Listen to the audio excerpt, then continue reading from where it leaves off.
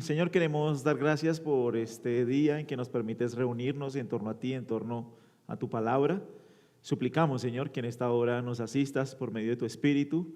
Deseamos que sea tu Espíritu, Señor, obrando en nuestros corazones, llevándonos a la cruz, dándonos la gracia, Señor, de mirarte a ti y ser transformados por medio de tu palabra. Por favor, guíanos en este tiempo, guíanos en este estudio. Danos la sabiduría, Señor, que solo viene de ti, y equípanos para crecer en nuestro conocimiento y en nuestra adoración de tu gran nombre. Así que te damos gracias y te oramos en Cristo Jesús, Señor nuestro. Amén. Bueno, ¿cómo les fue? ¿Cómo están? ¿Bien? ¿En qué estamos? ¿En qué estamos nosotros? En teología, en bibliología. Sí. ¿Qué vimos la última vez? ¿Sí están conmigo o no? No se vayan. No se vayan, no se vayan. No dejen que el ruido los distraiga. Cambie de moto, hola. Sí, sí. Sí.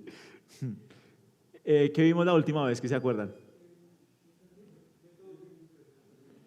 ¿Métodos de interpretación? ¡Guau! ¿En qué clase fue? Eso fue hace como 2 años. Vimos como una introducción a, ¿cómo dicen? Sí, a la doctrina de las Escrituras. Dijimos que no se encontraba doctrina en las Escrituras porque iban juntas en el principio de la historia de la iglesia, pero cuando Roma se apartó, dijimos que en la época medieval hubo unas discusiones acerca de tradición 1, tradición 2, ya los escolásticos estaban meditando en cuál era el fundamento sobre el cual se hace teología, y vimos que ya la Reforma pues trae lo que sería esta aclaración o esta definición de lo que es la doctrina de las Escrituras protestante, ¿cierto? Vimos esos 8 días, ¿sí? Hace 15, perdón, ¿cierto? Y en la segunda parte empezamos a hablar del concepto de revelación, ¿cierto? Lo primero que dijimos es que la revelación es el fundamento o el principia o principium cognoscendi externum, ¿cierto? El principio del conocimiento externo. ¿Sí vamos ahí? Bien, ¿qué dijimos acerca de ese fundamento? El primer fundamento es Dios, ¿cierto? ¿Qué dijimos de Dios? Que Dios ha hablado. Muy bien. El hombre es el receptor de esa revelación, que es, dijimos, el principio interno. Y la palabra escrita sería el principium cognoscendi externo, ¿cierto? Es decir, el fundamento sobre el cual hacemos teología es la revelación. ¿Sí están conmigo?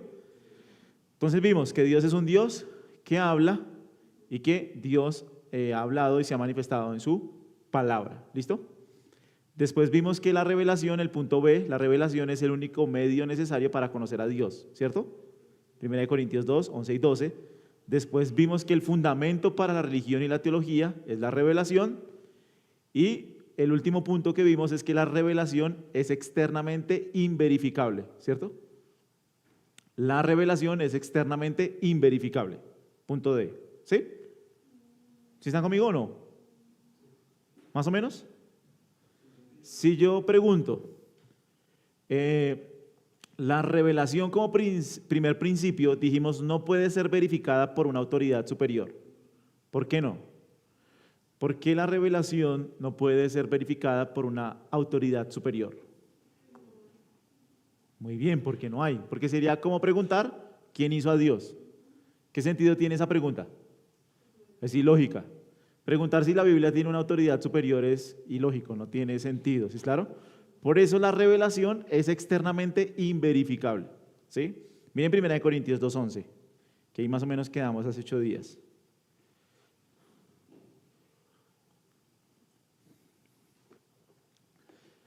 Es como tratar de verificar a Dios con algo externo, ¿se puede? No, porque es la palabra de Dios. Miren 1 Corintios 2:11, ¿qué dice? ¿Quién nos ayuda?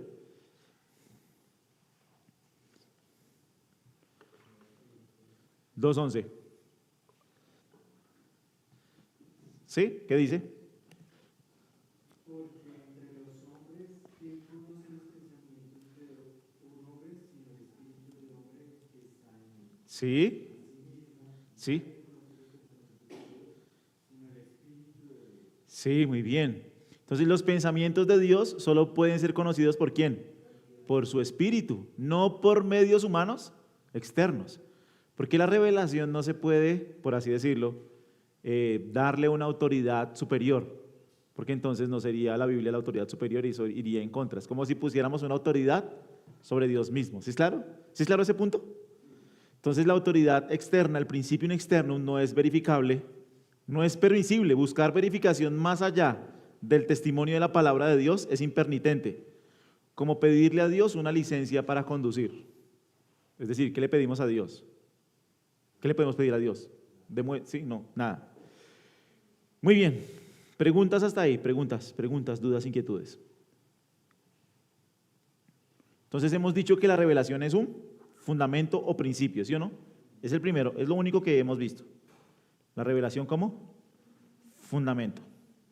Ahora vamos a ver el segundo punto. La revelación de Dios es intencional, es intencional. Entonces, ¿qué queremos decir cuando decimos que la revelación es intencional? Lo que significa que es un acto deliberado de Dios. No es algo casual o necesario por su naturaleza. Es decir, Dios decide hacerlo en tres sentidos. Primero, la revelación es un acto de iniciativa divina gratuita. La revelación es un acto de iniciativa divina gratuita. Pregunta, ¿Dios necesita revelarse? No. ¿Por qué no? ¿Por qué Dios no necesitaría revelarse? ¿Qué se les ocurre? Muy bien, la aceidad. Dios está completo y feliz en sí mismo. Dios no necesita nada de nadie. ¿Sí o no? ¿Están conmigo? Se me dañó esto. Ojalá no los distraiga.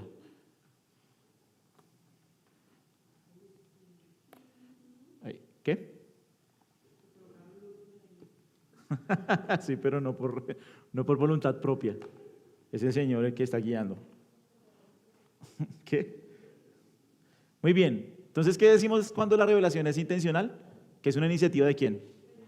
Muy bien, de Dios. Dios decide hacerlo. Entonces, miren 1 Timoteo 6:15, un segundo.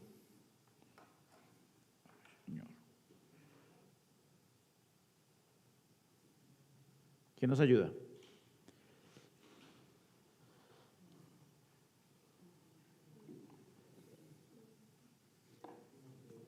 (6:15), ¿qué dice?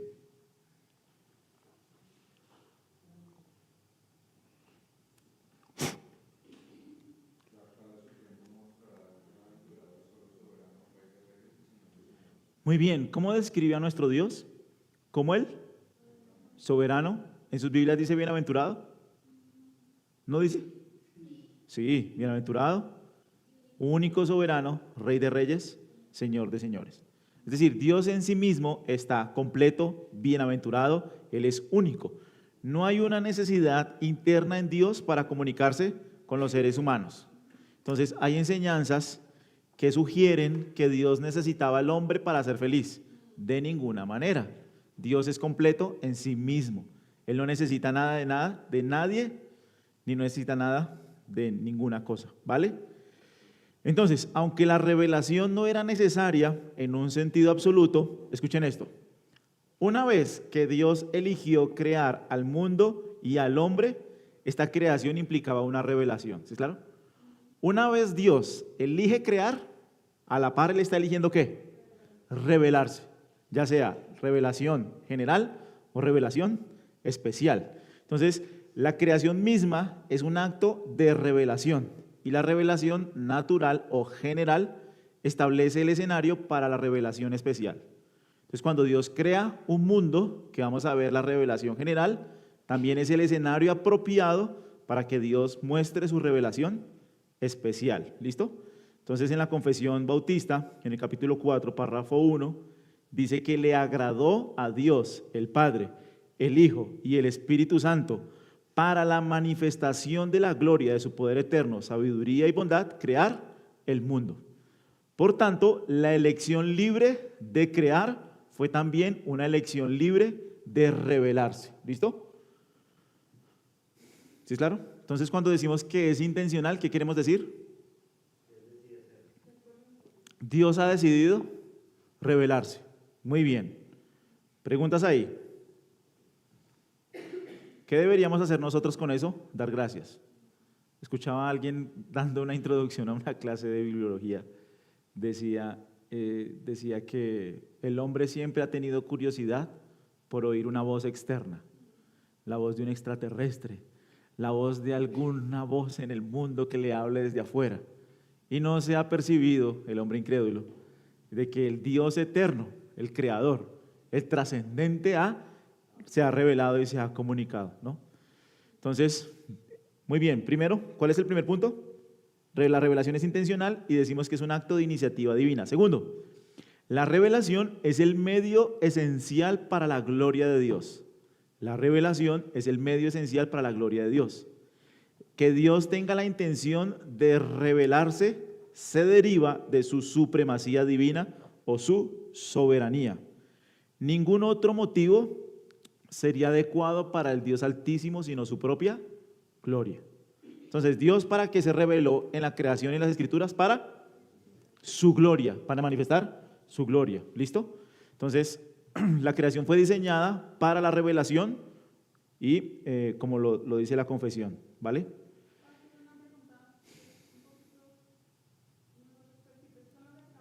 Tranquila. Sí.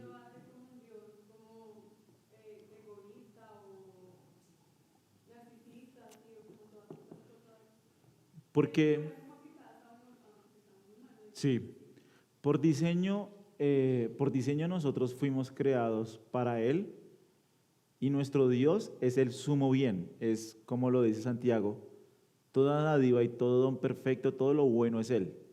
O sea, lo mejor que a una persona le puede pasar es vivir para Dios. No así conmigo, porque yo soy pecador, porque yo soy finito, porque yo soy limitado y porque yo no soy omnipotente, omnipresente y eterno. Entonces, que yo busque como ser humano, por ejemplo, la adoración para mí es un acto de orgullo, porque no soy como Dios, yo estoy en una escala infinitamente menor. Entonces, por ejemplo, adorar ángeles, por eso también es impío, porque si yo le doy la gloria y la adoración a los ángeles, le estoy robando la gloria que realmente le pertenece a Dios. Entonces, Dios como el sumo bien, como la esencia misma de la perfección de la bondad, nos creó y nos diseñó para que realmente nosotros encontremos plenitud, deleite y gozo en Él. Algo que no sucedería ni con el faraón, ni con un ángel, ni con un rey, ni con nadie más. Entonces, no es egocéntrico porque realmente Dios es la fuente de todo bien. Toda dádiva y todo un perfecto provienen de Él. Si fuera mío, sí es egocéntrico. Es decir, si yo solo buscara como ser humano finito, caído y limitado, la gloria que solo le pertenece a algo superior, pues claramente es un acto de blasfemia, de orgullo, arrogancia, maldad, narcisismo, porque yo no soy Dios y no tengo los atributos de Dios. Pero en Dios, quien es la perfección absoluta, claramente Él dispensa todas las gracias y todas las bondades que le pertenecen a Él. Entonces realmente el mayor bien que Dios puede hacernos es que nosotros vivamos para su gloria, fuimos diseñados para eso.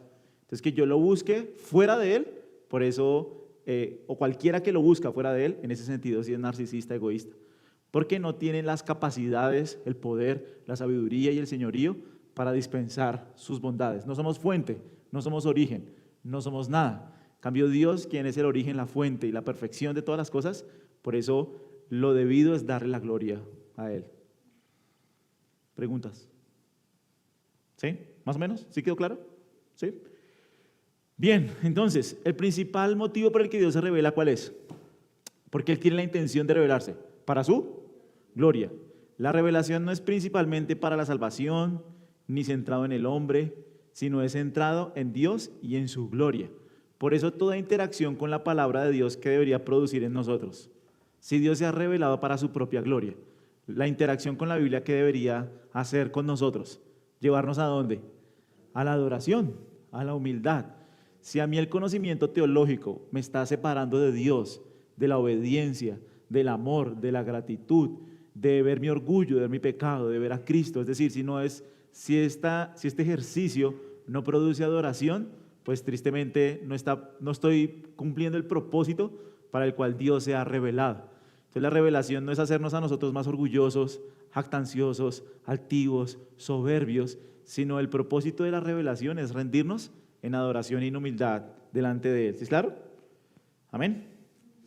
Finalmente, Dios tiene la intención de revelarse porque la revelación, escuchen esto, es siempre consciente, nunca es inconsciente o casual. ¿Listo? Nuestro Dios es omnisciente y es infinitamente sabio. Entonces, la gloria de la omnisciencia de Dios no radica solo en que conoce todo acerca de su creación, sino en que conoce perfectamente su propio ser infinito y sus obras. Como dice Abraham Kuyper, no hay acciones casuales o inconscientes atribuibles a Dios, ya que todo lo que hace es intencional y consciente. Entonces, básicamente, ¿qué significa eso? Dios sabe todo lo que ha hecho, hace y hará. Nunca revela algo sin intención. Por eso, miren, escuchen esto. Todas las teologías que muestren un teísmo en proceso o un teísmo abierto, e ideas que sugieren que Dios está en un proceso de autorrevelación o que podría revelar algo sin saberlo o quererlo, tales ideas son impías. ¿Sí es claro? Que Dios esté en un proceso de aprendizaje, que Dios esté en un proceso de conocimiento, que Dios esté como viendo cómo se van desarrollando las cosas, de ninguna manera. La revelación de Dios siempre es consciente, nunca es inconsciente y nunca es casual, que en parte caerían ahí las teorías del arminianismo y el molinismo, porque arminianismo y molinismo si ven que Dios está como en un proceso, por así decirlo, Él ve y mira y aprende, Él ve y mira quién va a creer, Él ve y mira las intenciones de los hombres. Es como que su revelación está determinada por cómo el hombre responde y no es lo que nosotros encontramos en Dios. Dios es omnisciente y siempre se revela de manera consciente. O sea, Dios no está en un proceso de aprendizaje. Dios no está como mirando qué pasa con los hombres, qué está sucediendo, cómo responden. No está en un proceso de desarrollo en ese sentido en su conocimiento, porque el conocimiento de Dios es perfecto de sí mismo. ¿Sí es claro? Claro. Amén. Sí, su conocimiento, como lo dijimos, ¿no? El conocimiento de Dios que Dios tiene de sí mismo es perfecto, exhaustivo, completo. Nunca Dios está aprendiendo, nunca Dios está evolucionando, Dios nunca está mirando la creación cómo va marchando. No, Él claramente es consciente de lo que ha sido, de lo que es y de lo que será. ¿Listo? ¿Preguntas ahí? ¿Vamos bien? Sí.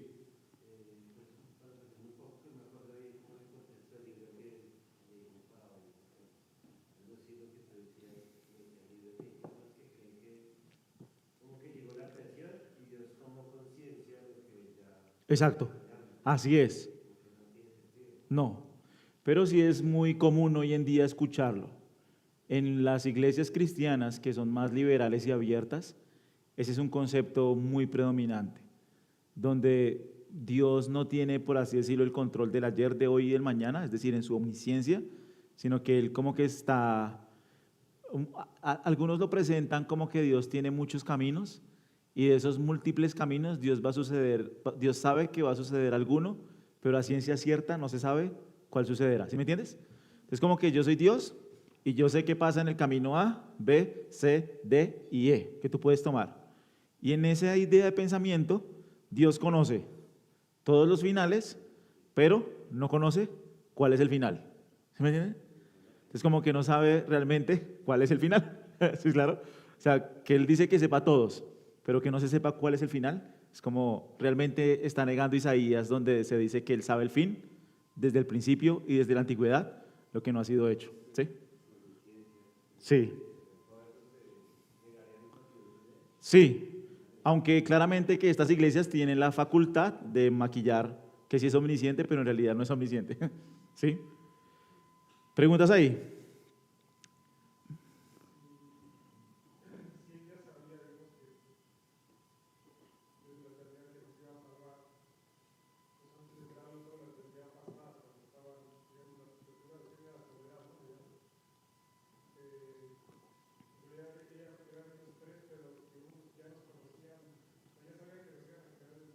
Sí. Sí, sí,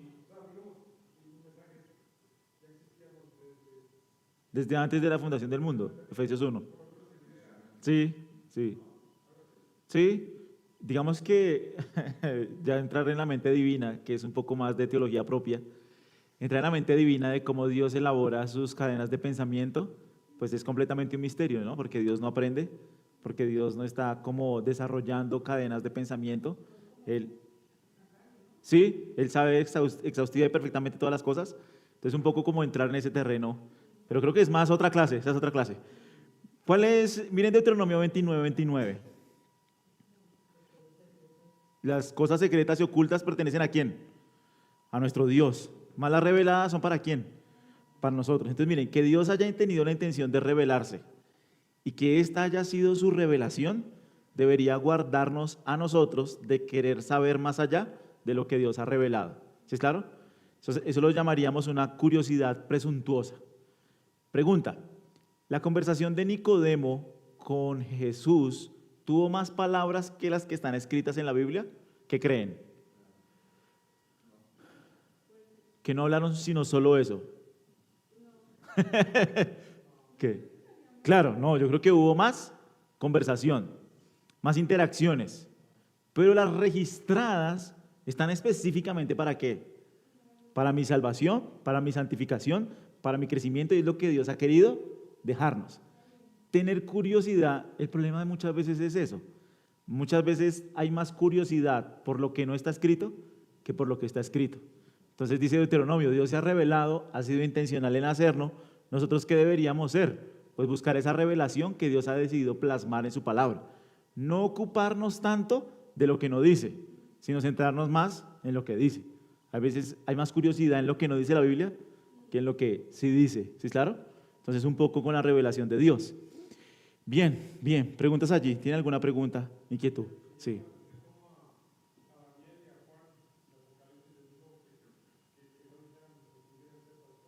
Sí, que la reservaran para ellos.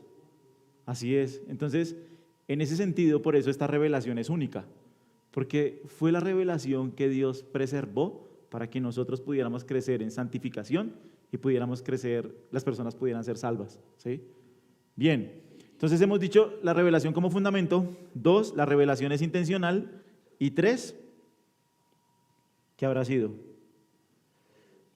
3, no están escribiendo. La revelación, y esto ya lo hemos visto, así que no vamos a desarrollarlo porque casi que estaríamos repitiendo. La revelación es analógica. La revelación es analógica. ¿Sí recuerdan qué significa que la revelación sea analógica?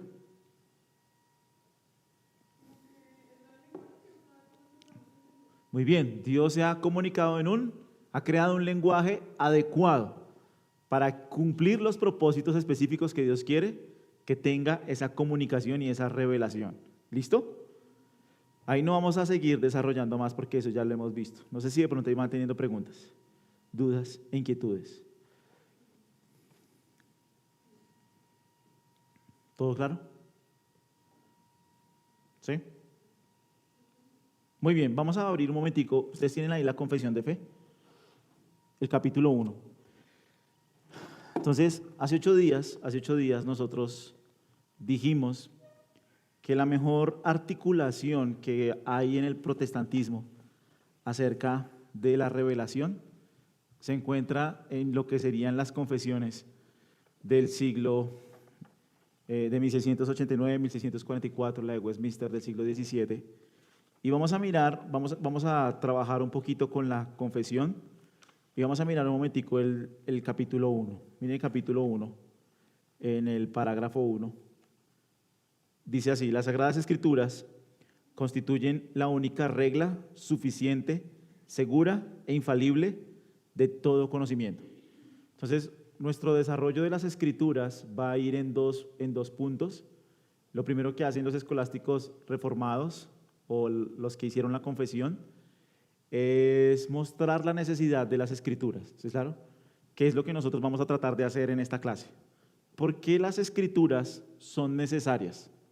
¿Por qué es necesario, más bien, por qué es necesario que la revelación está escrita y por qué es necesario que no sea otra sino ella. Es decir, ¿por qué solo este libro? ¿Por qué solo este libro? ¿Sí, claro? Un poquito es hacia allá que se va a desarrollar nuestra clase. Entonces, esto fue lo que hicieron los puritanos en su desarrollo de la confesión. Miren lo que dice: las Sagradas Escrituras constituyen la única regla suficiente, segura e infalible de todo conocimiento, fe y obediencia salvadores. Ahora miren lo que sigue diciendo: aunque la luz de la naturaleza y las obras de la creación y de la providencia manifiestan de tal manera la bondad, sabiduría y poder de Dios, que dejan a los hombres, ¿cómo los van a dejar? Sin excusa. No obstante, no son suficientes para dar el conocimiento de Dios y de su voluntad, que es necesario para la salvación. Así que lo primero de lo que ellos van a hablar, según lo que ustedes pueden estar viendo ahí, ¿de qué es? ¿Qué ven ustedes ahí? ¿Qué entienden? Si lo tienen ahí en la mano. ¿Por qué son necesarias las Escrituras? Es lo que van a tratar de desarrollar ellos y lo que vamos a tratar de desarrollar en estas dos clases. ¿Por qué son necesarias? ¿Qué ven? ¿Qué entienden? Muy bien, ese es el punto, ¿no? La revelación natural es insuficiente. ¿Por qué lo dices? ¿Insuficiente para qué? ¿Para qué? Para salvar.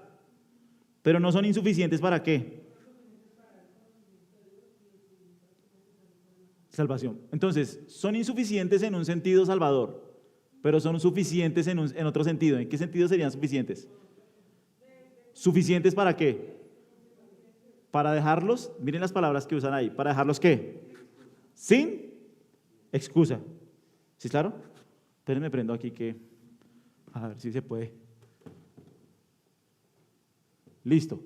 Entonces miren, la primera de la revelación de la que nosotros vamos a hablar de la revelación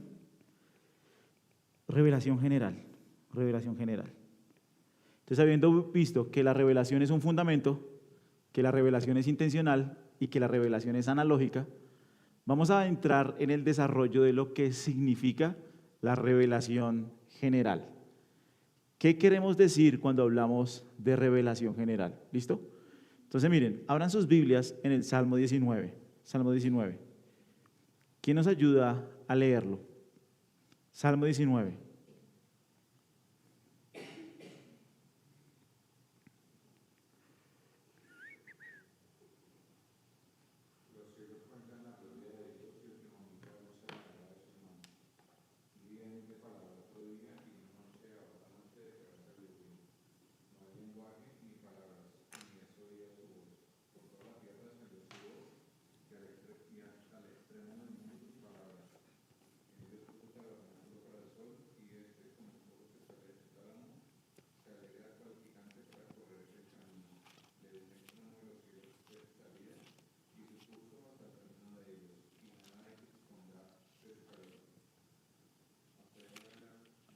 General, sí. Sigue, por favor.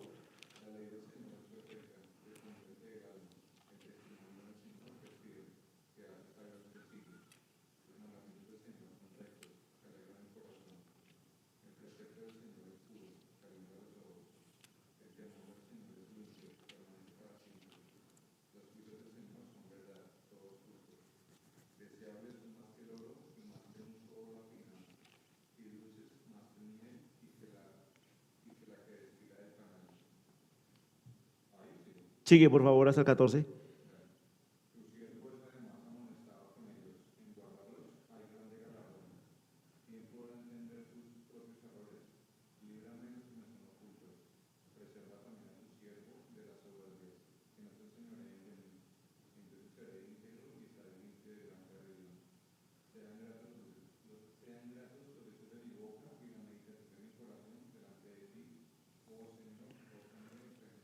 Bueno, si ustedes se dan cuenta, entonces, del versículo 1 al versículo 6, está hablando de una revelación que llamamos la revelación general. Ya vamos a ver los diferentes nombres que recibe.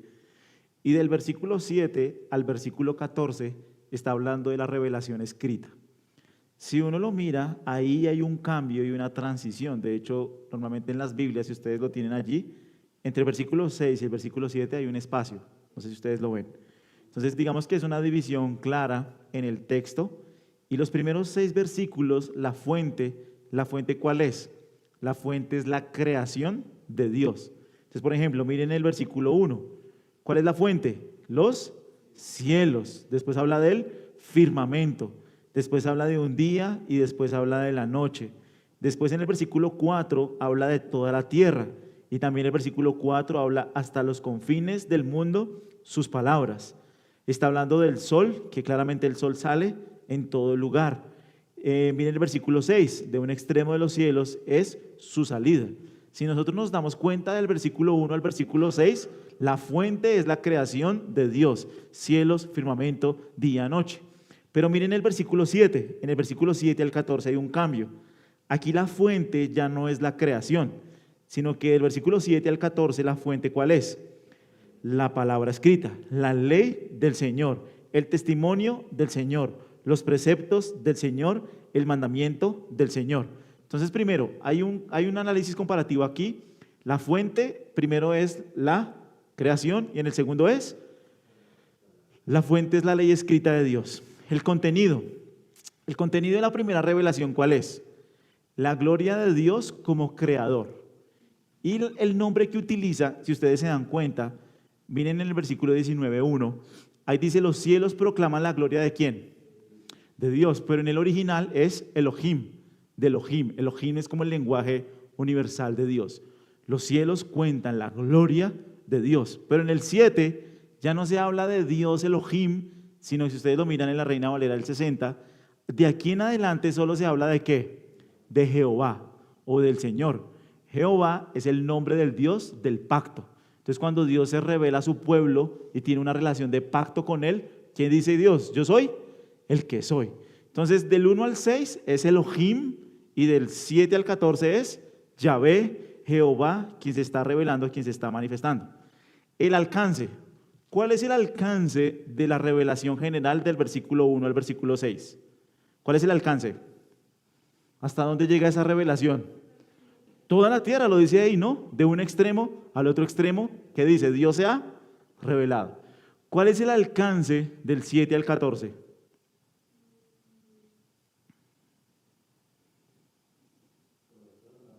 ¿Cómo? No. ¿Cómo? No, el alcance. ¿Hacia quién va dirigido? No, lean bien. La revelación general dice de un extremo del cielo al otro. Pero la revelación especial, ¿a quién se está revelando especialmente acá? ¿A quién? ¿A quién?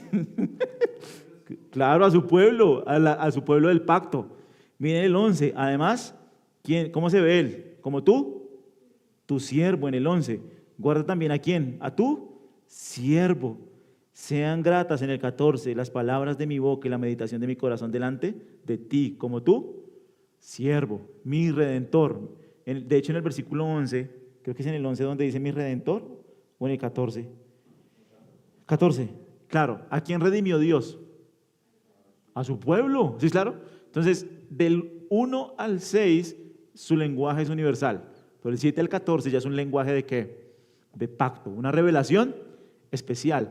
Miren que ese mismo lenguaje está en el Salmo 147, del 19 al 20. Miren el Salmo 147, del 19 al 20. ¿Lo tienen? Salmo 147, del 19 al 20.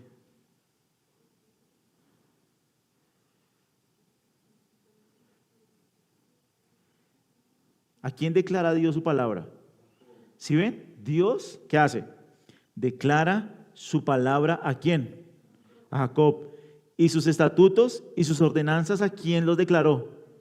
Y miren el 20. No ha hecho así con ninguna otra nación. Y en cuanto a sus ordenanzas, ¿no las ha conocido? Aleluya. Entonces, la revelación general es para todo el mundo. La revelación especial es para el pueblo con el que él entra en pacto. ¿Sí están conmigo? Bien. ¿Qué claridad tiene? ¿Qué claridad tiene? Del 1 al 6, la claridad de la revelación general dice que cuenta y declara la gloria de Dios y emite palabra indicando una revelación que es efectiva y comprensible. Es decir, la revelación general es una revelación que es clara y que es comprensible, pero la revelación del 7 al 14 dice que es perfecta, fiel, recta y pura, restaura el alma. Hace sabio ¿a quién? ¿A quién hace sabio la ley del Señor? Eso habla de la perspicuidad de las Escrituras. ¿Se necesita ser un erudito para entender la Biblia? No. ¿Hace sabio a quién? Al sencillo, a uno de los simples, a los sencillos. ¿Qué hace Él? Sabio. ¿Les da? Sabiduría. ¿Sí, claro? Entonces, miren, ¿qué efecto produce? ¿Qué efecto produce la revelación del 1 al 6? ¿Qué? ¿Del 1 al 6? Sí. ¿Qué efecto? ¿Qué hace? ¿Qué efecto hace? ¿Dónde? ¿Dónde lo dice? Del 1 al 6, ¿sí? Estamos en el Salmo 19, del 1 al 6. ¿Qué efecto produce? ¿Ven algún efecto? No, no. Mientras que del 7 al 14, la ley del Señor, ¿qué hace? Restaura el alma, hace sabio al sencillo, alegra el corazón, alumbra los ojos. ¡Wow! Tremendo, ¿no? Entonces, el Salmo 19 está haciendo una distinción muy clara, ¿sí lo están viendo? Entre una revelación que es general, universal, en la creación, centrada en Dios como creador, y una revelación especial, limitada al pueblo del pacto, en la ley escrita, centrada en Jehová como redentor. ¿Sí están conmigo? Ahora, vamos a Romanos 1:18. Es probable, aquí estoy citando a Waldron, es probable que cuando el apóstol Pablo está escribiendo Romanos, del 1 al 3, está pensando en el Salmo 19. ¿Por qué? Porque en el en Romanos 1, al 3 hay una división que es muy parecida. Entonces miren Romanos, el argumento va del 1:18, va hasta el 3:20, ¿sí? Ese argumento de Romanos 1:18 va hasta el 3:20. Y es muy probable, como les decían, que el apóstol Pablo tenga en mente esta revelación del Salmo 19. Porque miren lo que dice el versículo 18. ¿Quién nos ayuda con el versículo 18?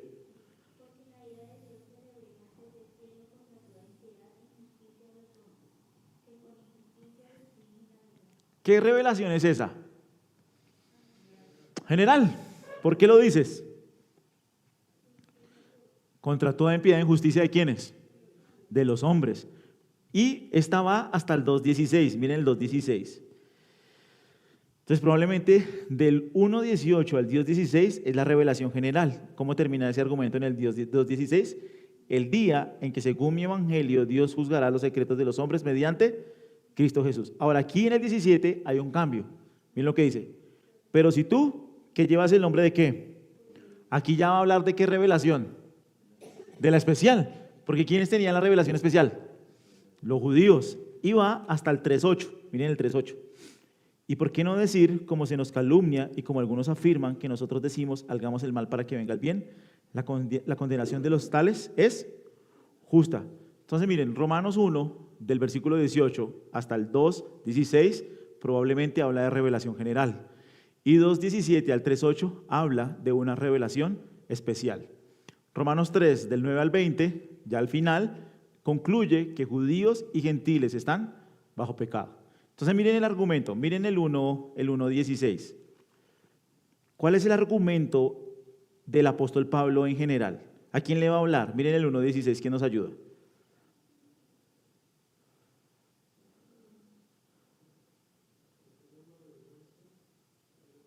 ¿Sí? ¿Sí? ¿De quiénes? ¿De quiénes? Bien, aquí hay dos grupos de personas. ¿Quiénes son? Judíos y ¿quiénes más? ¿Qué serían los griegos? ¿Qué serían los griegos? El resto. Judíos y el resto, o judíos y griegos, ¿sí o no? Entonces la revelación general, ¿para quién es? Para todos. ¿Y la revelación especial a quién vino? ¿A quién? A los judíos. Entonces, miren por ejemplo Romanos 2:1. Miren Romanos 2:1. ¿A quién le está hablando el apóstol Pablo en esta primera parte, en esta primera sección? 2:1. ¿A quién? ¿Quién lo lee Romanos 2.1? ¿Cómo? No, sea serio.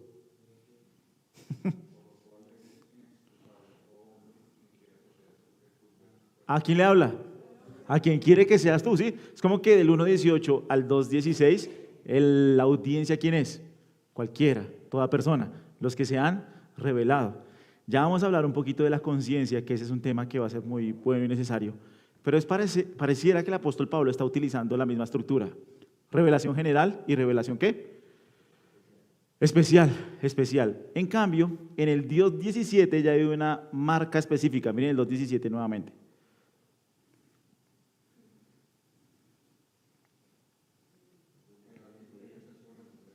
Ahí ya hace un cambio, ¿sí ven? Ya no es cualquier hombre o todo hombre, sino ahora ¿quién le habla específicamente? A los judíos. Entonces miren, la primera parte de Romanos habla de la creación externa, el cosmos, y la creación interna, conciencia y ley escrita en el corazón. Mientras que del 2.17 al 3.8, la fuente es la ley escrita específicamente dada a los judíos. En Romanos, la primera parte habla de Dios como creador y juez, porque la revelación general revela la ira de Dios y deja al hombre sin excusa. Mientras que en la segunda parte se muestra a Dios como creador y redentor, aunque Pablo condena a los judíos por no guardar la ley. Tenían una ventaja, los oráculos de Dios. El alcance es igual, es universal en la primera parte, mientras que en la segunda parte el alcance está limitado a los judíos. ¿Listo? ¿Cuál es el punto? Parece que en Romanos estamos viendo esa misma distinción, revelación general y revelación escrita o revelación especial. ¿Preguntas ahí? ¿Dudas, inquietudes? ¿Ninguna? Bueno.